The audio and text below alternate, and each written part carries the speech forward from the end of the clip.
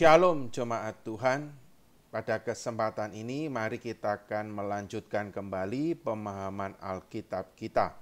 Kesempatan ini kita sampai di Matius 20 ayat 17 hingga 34. Maka mari kita bersama-sama melihat ayat tersebut. Matius 20 ayat 17 hingga 34 berbunyi demikian. Ketika Yesus akan pergi ke Yerusalem, ia memanggil ke-12 muridnya tersendiri dan berkata kepada mereka di tengah jalan, "Sekarang kita pergi ke Yerusalem dan Anak Manusia akan diserahkan kepada imam-imam kepala dan ahli-ahli Taurat, dan mereka akan menjatuhi dia hukuman mati. Dan mereka akan menyerahkan dia kepada bangsa-bangsa yang tidak mengenal Allah, supaya ia diolok-olokkan, disesah dan disalibkan. Dan pada hari ketiga ia akan dibangkitkan." Maka datanglah ibu anak-anak Zebedius serta anak-anaknya itu kepada Yesus, lalu sujud di hadapannya untuk meminta sesuatu kepadanya. Kata Yesus, "Apa yang kau kehendaki?" Jawabnya, "Berilah perintah supaya kedua anakku ini boleh duduk kelak di dalam kerajaanmu, yang seorang di sebelah kananmu dan yang seorang lagi di sebelah kirimu."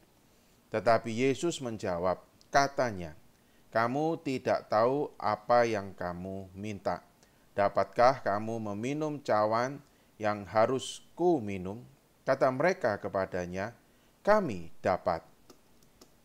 Yesus berkata kepada mereka, "Cawanku memang akan kamu minum, tetapi hal duduk di sebelah kananku atau di sebelah kiriku, aku tidak berhak memberikannya.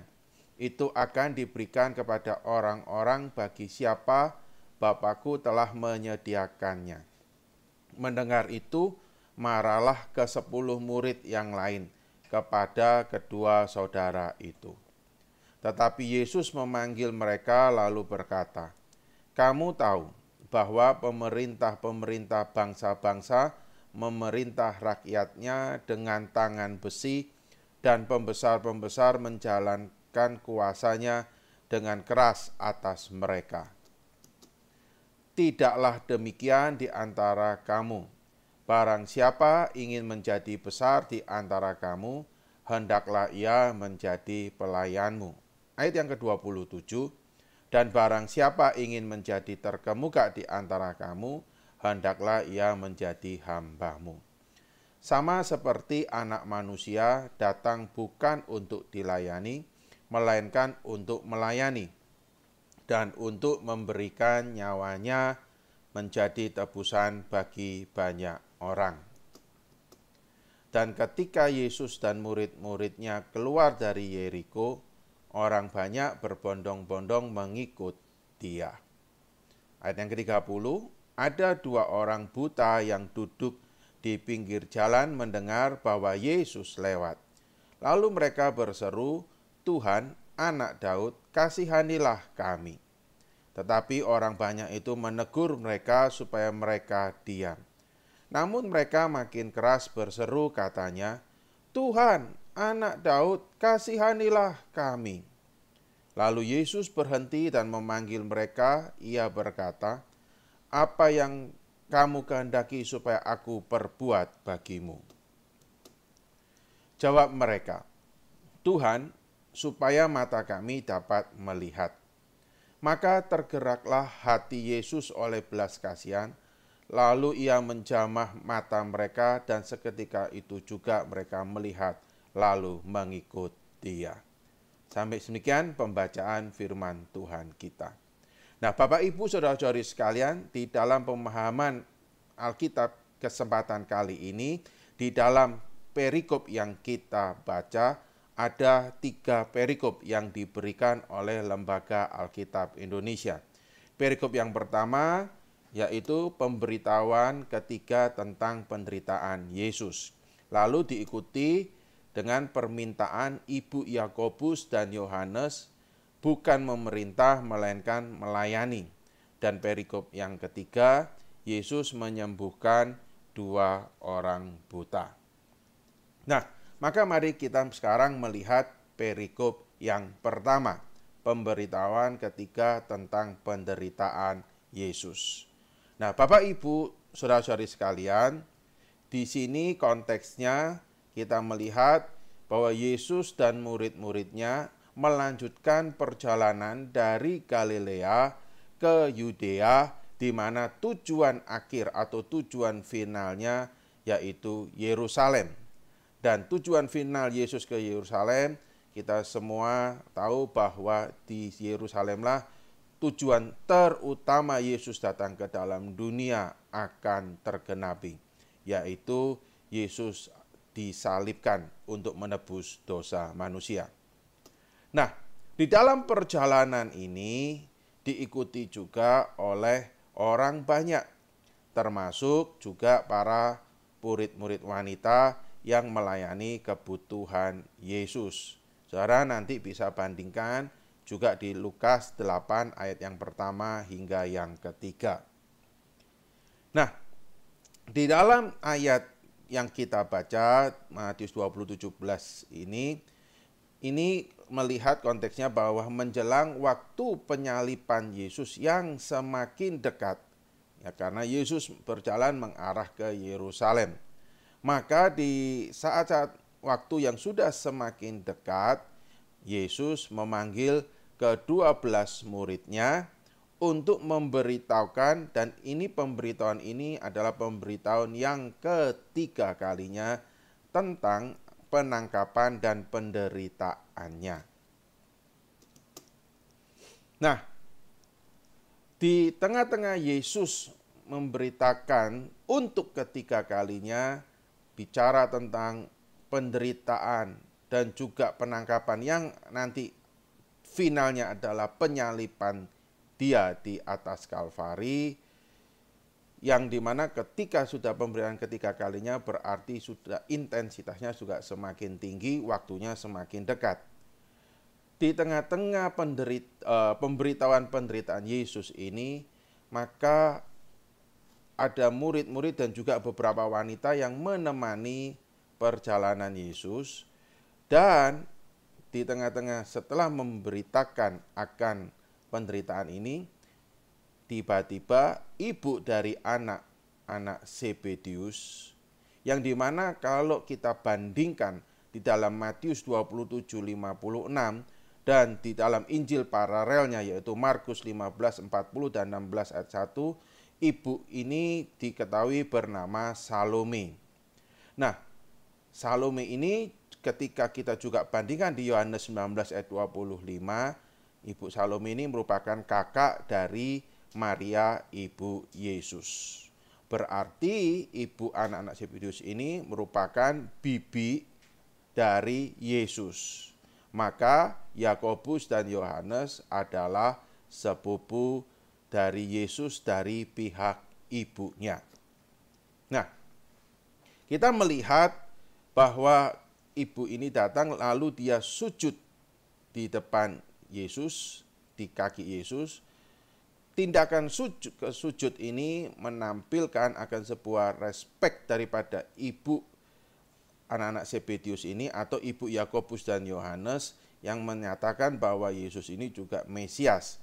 Namun dia juga menghendaki suatu keuntungan yang bisa didapat buat keluarganya dari dalam tanda kutip kekuasaan mesianik Yesus. Namun keuntungan ini adalah keuntungan secara duniawi, yang dimana kita nanti bisa melihat bicara duduk sebelah kanan dan sebelah kiri. Nah, apakah ini keinginan hanya dari ibu Yakobus dan Yohanes? Jemaat Tuhan, Markus mencatat bahwa kedua murid tersebut juga meminta hal yang sama, yaitu untuk dapat duduk di sebelah kanan dan kiri dari Tuhan Yesus. Nah, maka di sini kalau nanti Bapak Ibu bisa bandingkan itu di dalam Injil paralelnya Markus 10 ayat 35 sampai 36. Maka di sini kita melihat akan adanya indikasi bahwa keinginan tersebut juga datang dari Yakobus dan Yohanes, atau mereka berdua beserta juga dengan ibunya. Jadi bukan hanya berbicara keinginan ibunya yang dimana Yakobus dan Yohanes tidak mengingini, bukan, melainkan juga kalau kita bandingkan dari Markus 10, keinginan ini juga datang dari Yakobus dan Yohanes. Jemaat Tuhan, permintaan tersebut kelihatannya adalah bahwa permintaan yang terinspirasi dari perkataan Yesus yang tercatat di Matius 19 ayat 28, yaitu bicara ketika Yesus menceritakan tentang di mana nanti ketika hari penghakiman 12 murid itu duduk di atas 12 tata untuk ikut menghakimi 12 suku Israel. Nah, maka terinspirasi dari perkataan Tuhan Yesus tersebut, ya kalau kita melihat di dalam ayat yang ke-28, akan bahwa nanti murid-muridnya akan duduk juga untuk menghakimi ke-12 suku Israel, maka ini ditangkap oleh Yakobus dan Yohanes termasuk juga ibunya, tetapi dalam penangkapannya bahwa mereka menganggap bahwa ini suatu posisi, bahwa kerajaan yang dimana seperti kerajaan di dalam dunia yang dihormati, posisi yang tertinggi. Maka keinginan ibu Yakobus dan Yohanes agar Yakobus dan Yohanes nanti yang adalah salah dua dari ke-12 murid ini mendapat posisi yang tertinggi ketika nanti Yesus mengukuhkan kembali kerajaannya. Bicara sebelah kanan merupakan sebuah simbol yang tipikal sekali, bahkan juga mungkin kalau kita melihat sampai dengan hari ini, bicara sebelah kanan itu bicara sebuah tempat terhormat, gitu ya. Nah, lalu yang satunya bicara lagi sebelah kiri, sedangkan sebelah kiri itu juga bicara tempat terhormat kedua setelah sebelah kanan. Dari permintaan Ibu Yakobus dan Yohanes ini, di ayat yang ke-22 Yesus meresponi dan menjawab akan tentang bicara sesungguhnya mengacu kepada penderitaan dan penyalipannya, yang dimana sudah dikatakan sebelumnya, ya, di dalam ayat yang ke-17 hingga yang ke-19. Namun murid-murid itu sesungguhnya tidak dapat membayangkan ketika bicara tentang cawan yang harus diminumnya. Maka kalau kita melihat ketika Yesus meresponi di ayat yang ke-22, kamu tidak tahu apa yang kamu minta, dapatkah kamu meminum cawan yang harus kuminum? Murid-muridnya dengan berkata, ya dapat, gitu ya. Di mana indikasinya penafsir mengatakan bahwa murid-muridnya salah memahami atau tidak dapat membayangkan tentang makna dari cawan tersebut. Nah, jemaat Tuhan, cawan di dalam benak mereka adalah simbol dari berkat dan kesusahan. Dan mereka ini menyanggupi untuk sebetulnya siap menanggung segala kesusahan, namun kesusahan yang mereka siap untuk tanggung itu, mereka juga berharap akan adanya yang disebut dengan sebuah reward atau upah balik atau hadiah, bukan hadiah, disebutnya sebuah upah yang di depan yang siap menanti setelah kesusahan tersebut. Seperti halnya seorang pahlawan yang menang dari peperangan lalu mendapat hadiah dan pujian. Namun mereka sesungguhnya tidak benar-benar tahu apa yang akan terjadi kelak. Tuhan Yesus memang mengatakan bahwa cawanku memang akan kamu minum. Ya. Artinya bahwa mereka ke depan juga akan menanggung siksaan. Kita tahu bahwa Yakobus juga menjadi martir, Yohanes pun juga mati meskipun diasingkan di Pulau Patmos. Nah, maka kalau kita melihat jawaban Yesus ayat 23, itu ada dua yang ingin saya tekankan. Ketika Yesus mengatakan, tetapi hal duduk di sebelah kananku atau di sebelah kiriku, aku tidak berhak memberikannya. Itu akan diberikan kepada orang-orang bagi siapa Bapakku telah menyediakannya. Jadi Yesus ingin mengatakan bahwa tempat bicara sebelah kanan atau sebelah kiri itu sesungguhnya bukan urusan mereka, melainkan hak mutlak Allah. Dan Tuhan Yesus juga berkata, cawanku memang akan kamu minum. Artinya bahwa mereka juga akan berbagi dengan cawannya. Yaitu berkat yang bicara tentang anugerah kemurahan, tetapi mereka juga harus taat kepada perintah Allah seperti Yesus taat pada Bapa, yaitu melayani bahkan menderita bahkan mati demi Injil Kristus. Nah, maka kita sekarang melihat ya, yang Yesus ingin tekankan dari permintaan Ibu Yakobus dan Yohanes adalah sebuah jalan, bukan bicara tentang ruling ship atau memerintah bisa meminta apa yang dikehendaki, tetapi ada sebuah jalan servanthood atau pelayanan, dan bukan jalan kenikmatan dan kekuasaan seperti yang dibayangkan oleh mereka. Nah, di dalam ayat yang ke-24, mendengar itu marahlah ke-10 murid yang lain kepada kedua saudara itu. Nah, di ayat yang 24, 10 murid yang lain ini menjadi marah. Beberapa penafsir menangkap karena tadi di awal saya jelaskan bahwa Yakobus dan Yohanes ini adalah sepupu, masih ada hubungan saudara dengan Yesus. Jadi mereka marah karena mereka melihat Yakobus dan Yohanes ini menggunakan relasi kekerabatan atau kekeluargaan untuk mencari keuntungan pribadi, untuk mendapat sebuah tempat yang menguntungkan, atau mungkin dengan bahasa saya bisa kayak Yakobus dan Yohanes ini ingin mempraktekkan yang namanya nepotisme, memanfaatkan relasi kekeluargaan untuk mendapatkan sebuah posisi yang terhormat di dalam bayangan dan keinginan mereka.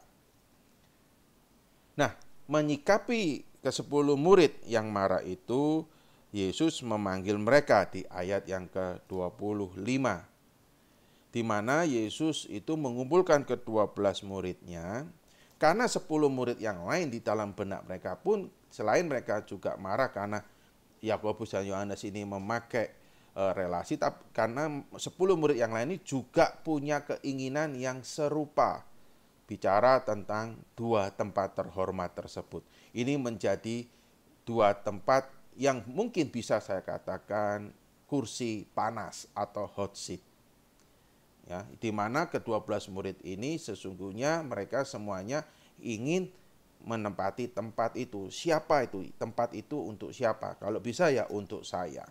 Nah, maka Yesus memanggil mereka, yang dimana di ayat yang ke-25, Yesus itu sesungguhnya sedang memutar paradigma mereka akan bicara tentang ambisi kekuasaan.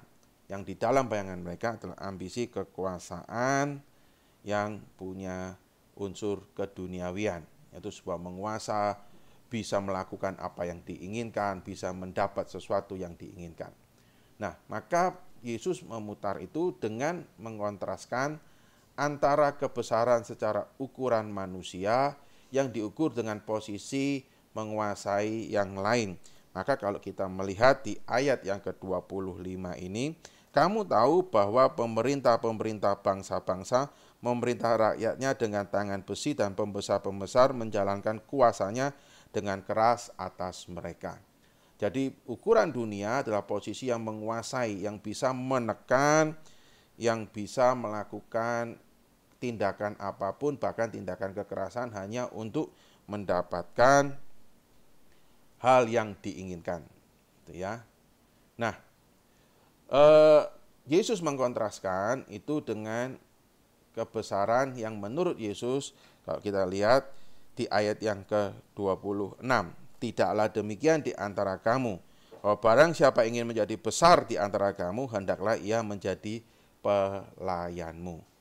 Jadi kontras antara bicara kebesaran secara ukuran dunia, yaitu disamakan dengan sebuah posisi di atas, sebuah posisi yang tinggi, sedangkan Yesus bicara kebesaran menjadi posisi yang menurut ukuran dunia adalah posisi yang paling bawah, yaitu pelayan. Di ayat yang ke-26 dan 27, Tuhan Yesus membandingkan, mengkontraskan kembali, bicara di ukuran dunia, kalau terkemuka itu bicara posisi yang tinggi di atas, gitu ya. Sebuah jabatan yang terhormat, duduk di singgasana, duduk di tahta, sedangkan Yesus membandingkan di ayat yang ke-27 dengan menjadi hamba. Jemaat Tuhan, di sini kita juga melihat murid-murid Yesus itu berambisi ingin menjadi hebat. Tetapi bayangan mereka, paradigma mereka bicara tentang menjadi hebat, terkemuka dan besar adalah memakai ukuran dunia. Dan Yesus memberikan cara bagaimana dapat mewujudkannya, namun bukan menurut ukuran manusia atau dunia, melainkan menurut kehendak dari Allah. Ketika berbicara di dalam konteks Matius 20 ini juga bicara kerajaan surga. Karena Allah bicara kerajaan surga, yaitu bagaimana seorang yang terkemuka, yang besar harus menjadi pelayan dan menjadi hamba. Dan kita melihat di ayat yang ke-28, Yesus memberikan teladan bicara tentang menjadi besar dan terkemuka, yaitu dirinya sendiri. Di ayat yang ke-28. Sama seperti anak manusia datang bukan untuk dilayani, melainkan untuk melayani dan untuk memberikan nyawanya menjadi tebusan bagi banyak orang. Nah, Bapak Ibu saudari sekalian, ketika Yesus selesai menjelaskan tentang apa itu menjadi terkemuka, apa itu yang menjadi terbesar, apa bicara di dalam kerajaan surga, pribadi menjadi besar dan terkemuka, lalu Yesus melanjutkan perjalanannya dan dikatakan di ayat yang ke-29 mereka keluar dari Yeriko. Ya. Dan tibalah suatu tempat di mana ada dua orang buta berada sedang duduk di pinggir jalan. Nah, dua orang buta tersebut mengenali Yesus meskipun mereka tidak dapat melihat, dan mereka mengenali Yesus sebagai Tuhan Anak Daud, sebagaimana yang tertulis di ayat yang ke-30, di mana mereka menjerit, Tuhan Anak Daud, kasihanilah kami. Dua orang buta tersebut memohon kemurahan mesianis untuk bisa menyembuhkan mata mereka. Dan meskipun mereka menghadapi halangan dari khalayak ramai di dalam ayat yang ke-31, tetapi orang banyak itu menegur mereka supaya mereka diam. Namun mereka makin keras berseru, katanya, Tuhan Anak Daud, kasihanilah kami. Maka meskipun mereka harus menghadapi halangan dari khalayak ramai, hal itu tidak mengurungkan niat dan semangat mereka sebagaimana tercatat di ayat yang ke-31. Nah, di sini kita melihat bahwa di tengah-tengah keegoisan manusia, di mana ada orang yang membutuhkan belas kasihan, maka bukannya menolong, maka menegur dan menghalau. Di sini Yesus menunjukkan pelayanan kasih dan kemurahan, yaitu di ayat yang ke-34 Yesus melakukan sebuah mujizat di mana mencelikan mata yang buta. Nah, di sini kita melihat bahwa bagi mereka yang mungkin secara natural tidak mampu mengikut Yesus oleh karena keterbatasan salah satunya bicara cacat secara fisik atau buta, maka Yesus dapat memampukan melalui pelayanannya agar orang tersebut akhirnya dapat melihat dan mengikut Dia. Sebagaimana tercatat di ayat yang ke-34 akhir. Mereka dapat melihat seketika itu juga dan lalu mengikut Dia. Nah, dari pembahasan dan pembacaan perikop kita pada kesempatan kali ini, Matius 20, 17 sampai ayat yang ke-34, apa yang bisa kita pelajari? Kisah di pasal 19 sampai 20 adalah merupakan gambaran akan sebuah komunitas yang Yesus gambarkan dari pasal yang ke-18. Ya, yaitu sebuah komunitas murid Kristus yang bukan hanya sekedar bicara teoritis saja, namun yang juga harus dapat terwujud nyatakan di dalam kehidupan nyata. Yang dimana sebuah komunitas yang merupakan realisasi dari kerajaan surga yang hadir di dalam dunia ini. Nah, maka ketika kita melihat perikop Matius 20, 17 sampai 34, ada 3 hal yang ingin saya bagikan. Yang pertama adalah bicara konsep akan komunitas Kristen. Di minggu yang lalu kita telah melihat, mendengar dengan begitu jelas makna arti tentang kisah pekerja di kebun anggur. Lalu diikuti dengan kisah permintaan ibu dari Zebedius dan Yohanes. Maka sesungguhnya Yesus itu sedang mengajarkan kepada kita semua bahwa ucapan syukur dan saling melayani adalah sesungguhnya motivasi utama di dalam komunitas murid Kristus. Sama halnya dengan motivasi utama di dalam mengikut Yesus. Ketika konsep saling melayani ini dilakukan di atas dasar ucapan syukur, atas kemurahan Tuhan, maka hal ini akan menolong kita juga untuk dapat menyingkirkan egosentris kita. Maka konsep melayani ini ketika itu dilakukan di atas dasar ucapan syukur atas kemurahan Tuhan yang begitu murah memberikan anugerah bagi kita, maka hal itu akan menolong kita di dalam konsep melayani, yaitu dengan konsep melayani yang tidak lagi bersifat egosentris. Kadang-kadang mungkin kita bisa saja saling melayani, tetapi dasar motivasi pelayanan kita kadang-kadang adalah hanya untuk motivasi keuntungan dan kepentingan pribadi. Maka ketika kita saling melayani, penting kita pikirkan dan gumulkan. Apakah kita melayani itu atas dasar motivasi untuk kepentingan-kepentingan dan keuntungan-keuntungan pribadi, atau atas dasar ucapan syukur atas kemurahan Tuhan. Maka ketika kita melayani tidak atas dasar ucapan syukur atas kemurahan Tuhan, ditakutkan pelayanan kita adanya agenda-agenda tersembunyi di balik tindakan pelayanan kita. Dengan kata sederhananya, mungkin kita bisa melakukan the right things with the wrong motive. Mungkin kita bisa melakukan hal-hal yang benar, tapi mungkin dengan motivasi-motivasi yang keliru.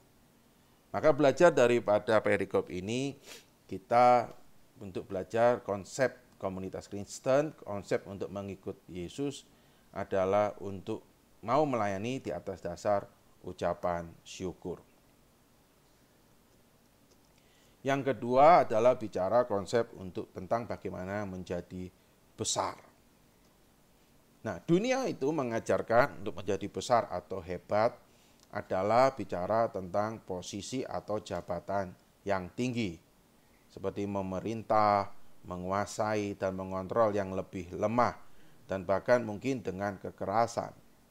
Sehingga tujuannya tentunya bisa melakukan apa yang dikehendaki yang membawa kepada kenikmatan pribadi. Akan tetapi Tuhan Yesus menjelaskan bicara tentang kerajaan surga, di mana mengajarkan tentang menjadi besar, yaitu kontras kita memberikan diri dan melayani sesama yang lahir dari hati yang mengalami ucapan syukur. Ucapan syukur atas anugerah dan kemurahan dari Tuhan Yesus Kristus. Jadi kerajaan surga mengajarkan tentang menjadi besar, bukan bicara posisi jabatan yang tinggi, bukan bicara memerintah, menguasai dan mengontrol, tetapi bicara memberi diri dan melayani sesama. Dan itu harus dilakukan lahir dari hati yang telah mengalami Yesus Kristus atau mengalami ucapan syukur atas anugerah dan kemurahan Tuhan. Dan yang ketiga, bicara tentang konsep tentang ambisi. Jemaat Tuhan, ambisi itu sendiri sesungguhnya tidaklah salah. Tetapi bisa menjadi salah ketika ambisi tersebut itu dikendalikan oleh kedagingan dan keegoisan kita. Namun, ketika ambisi itu dikendalikan oleh rasa syukur atas anugerah, akhirnya maka ambisi tersebut adalah ambisi untuk melayani, namun bukan untuk tujuan mencari keuntungan pribadi. Ambisi untuk melayani adalah ambisi yang keluar dari hati yang mengalami anugerah dan kemurahan Kristus. Maka dari perikop Matius 20, 17-34 ini, kita boleh belajar akan 3 hal. Yang pertama, konsep komunitas Kristen. Di dalam kita boleh mengikut Kristus adalah bicara sebuah konsep kehidupan anak-anak Tuhan yang bukan bicara hebat-hebatan, tapi bicara ucapan syukur akan kemurahan Allah. Sebuah komunitas yang boleh melihat bahwa mereka itu ada hanya oleh karena kemurahan Allah yang begitu besar.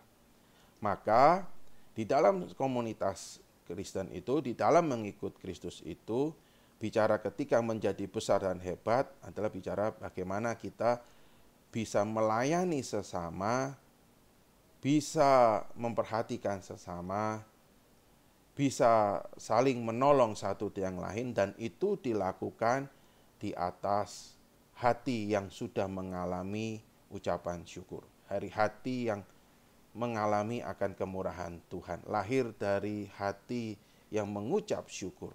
Jadi bukan bicara konsep untuk melayani sesama dengan tujuan-tujuan atau agenda-agenda tersembunyi.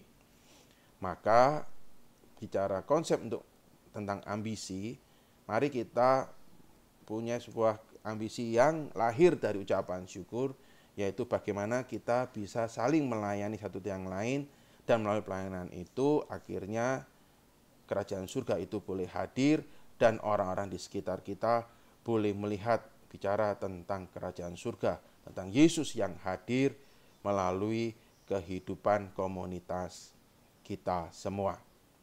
Nah, jemaat Tuhan, itu yang dari saya ketika kita membahas Matius 20 ayat 17 sampai yang ke-34.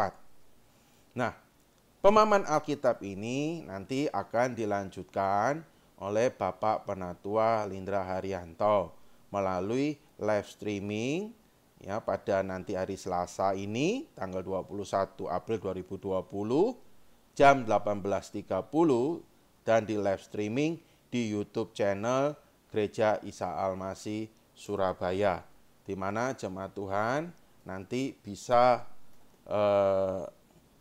mensubscribe channel tersebut, lalu mengklik lonceng di sebelah kanan atas, di mana nanti kami pun juga akan membagikan link channel 5 menit sebelum live streaming dimulai.